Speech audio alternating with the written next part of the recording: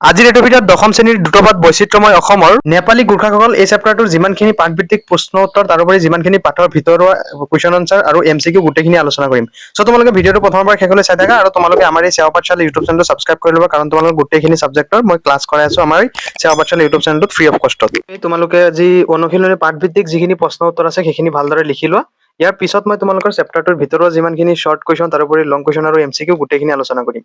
তো প্ৰথম কুৱেশ্যন কি দিছে চোৱা, নেপালী বা গোৰ্খা জনগোষ্ঠীৰ লোকসকল কি নৃত্য গোষ্ঠীৰ সংমিশ্ৰণ? ইয়াৰে উত্তৰত লিখিবা নেপালী বা গোৰ্খা জনগোষ্ঠীৰ লোকসকল আৰ্য মংগোল কিৰাত নৃগোষ্ঠীৰ সংমিশ্ৰণ।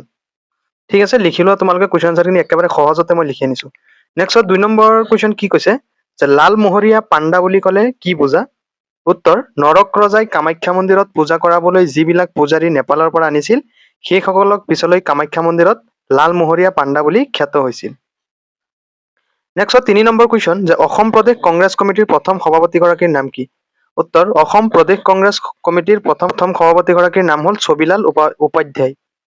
4 নম্বৰ কুৱেশ্যন চোৱা যে ট্ৰাইবেল বেল্ট এণ্ড ব্ৰেকত নেপালী ভাষী লোকসকলে কেতিয়া সংৰক্ষিত শ্ৰেণীৰ মৰ্যাদা পাইছিল?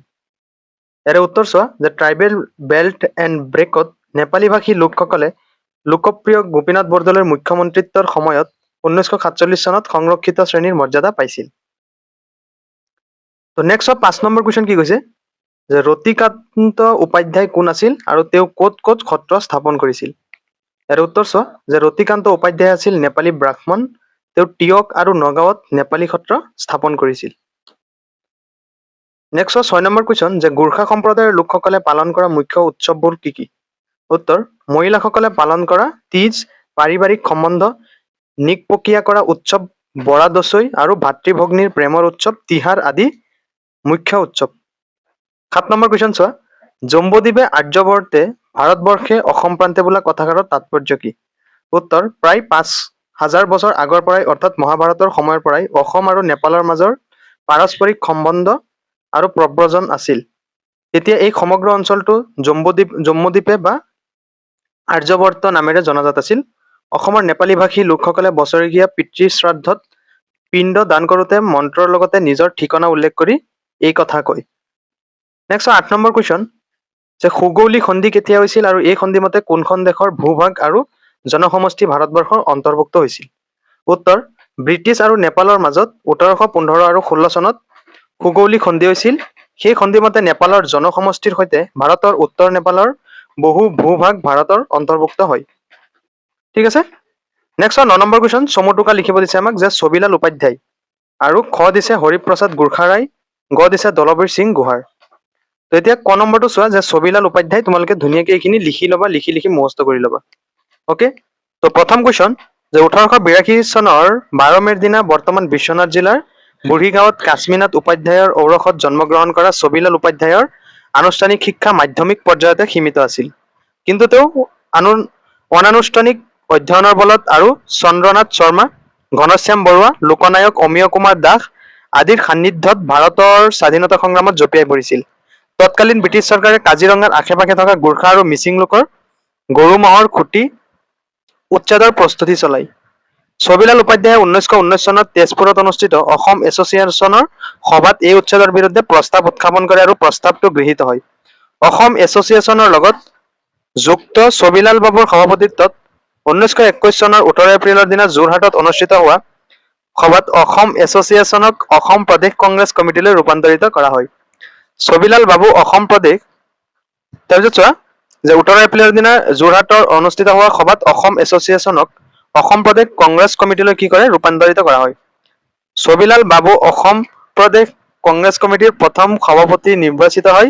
কংগ্ৰেছত যোগদান কৰাৰ বাবে উপাধ্যায়ক ব্ৰিটিছে কি কৰে গ্ৰেপ্তাৰ কৰে। নেক্সট খ যে হৰিপ্ৰসাদ গোৰ্খাৰাই নাগালেণ্ডৰ ৰাজধানী কোহিমাত ধনৰাজ ৰায় আৰু যশোদা ৰায়ৰ সন্তানৰূপে 1915 চনৰ 15 মাৰ্চত জন্মগ্ৰহণ কৰা হৰিপ্ৰসাদ ৰায়ে পিছত নিজকে হৰিপ্ৰসাদ গোৰ্খা ৰায় হিচাপে কি কৰিছিল চিনাকি দিছিল।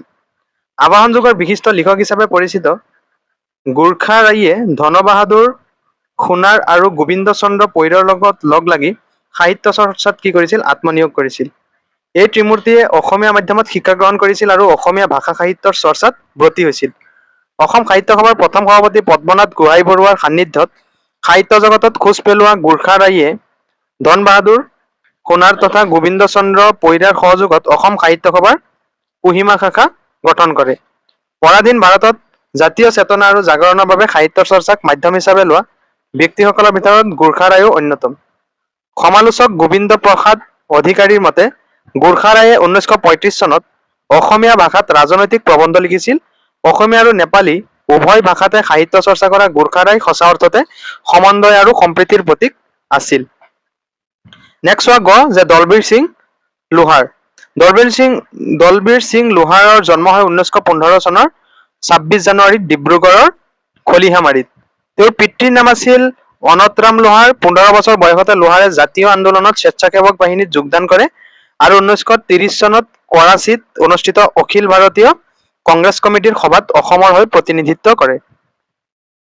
লোহাৰে 1930 চনত কুখ্যাত কানিংহাম চাৰ্কুলাৰৰ বিৰোধিতা কৰি 3 মাহ কাৰাবাস খাটে। নিৰ্ভীক আৰু স্বাধীনতাপ্ৰিয় লোহাৰে ব্ৰিটিছৰ গণবিৰোধী নীতিৰ বিৰোধী কৰি পুনৰ 1931-32 চনত 6 মাহ কাৰাবাস খাটিব লগা হয়। অস্পৃশ্যতা দূৰীকৰণত তেওঁ সক্ৰিয় ভূমিকা লৈছিল আৰু সেৱা দল গঠনত আগভাগ লৈছিল। তেওঁ শ্ৰমিক আন্দোলনৰ নেতা আছিল আৰু ট্ৰেড ইউনিয়ন গঠনত নিজকে মনোনিৱেশ কৰিছিল। 29 জুলাই 1969 চনত তেওঁ কি কৰিছিল? মৃত্যুবৰণ কৰিছিল। তো তোমালোকৰ যিখিনি পাঠভিত্তিক কুৱেশ্যন আনসাৰ আছিল গোটেইখিনি হৈ গ'ল। এতিয়া আমি এই চেপ্টাৰটোৰ যিমানখিনি পাঠৰ ভিতৰৰ MCQ, তো MCQ খিনি তোমালোকে ভালদৰে চাই লোৱা, কাৰণ আজিকালি বৈচিত্ৰ্যময় অসমৰ পৰাও MCQ দিয়ে। তো এতিয়া MCQ খিনি ভালদৰে চোৱা। তো প্ৰথম MCQ চোৱা যে নেপালী বা গোৰ্খা জনগোষ্ঠীৰ লোকসকলে কি নৃগোষ্ঠীৰ সংমিশ্ৰণ? ইয়াৰে অপশ্যন কোনটো হ'ব চোৱা। খ হ'ব শুদ্ধ উত্তৰ যে আৰ্য মংগোল কিৰাত জনগোষ্ঠীৰ সংমিশ্ৰণ।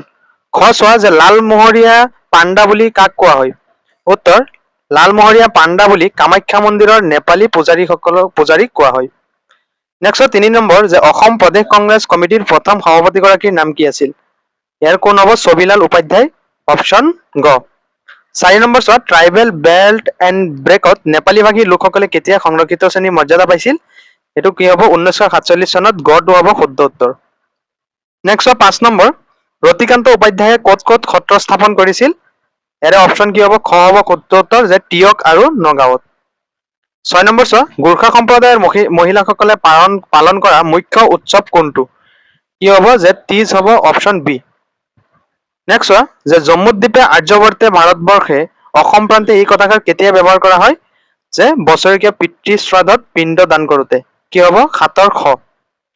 নেক্সট 8 নম্বৰ যে সুগৌলি সন্ধি কেতিয়া হৈছিল? এইটো অকমান ইম্পৰ্টেণ্ট আছে। 1815 কি হ'ব? আৰু 16 চনত। ছবিলাল উপাধ্যায়ক ব্ৰিটিছ চৰকাৰে কিয় গ্ৰেপ্তাৰ কৰিছিল? কোনটো হ'ব? যে অপশ্যন হ'ব খ কংগ্ৰেছত যোগদান কৰাৰ বাবে।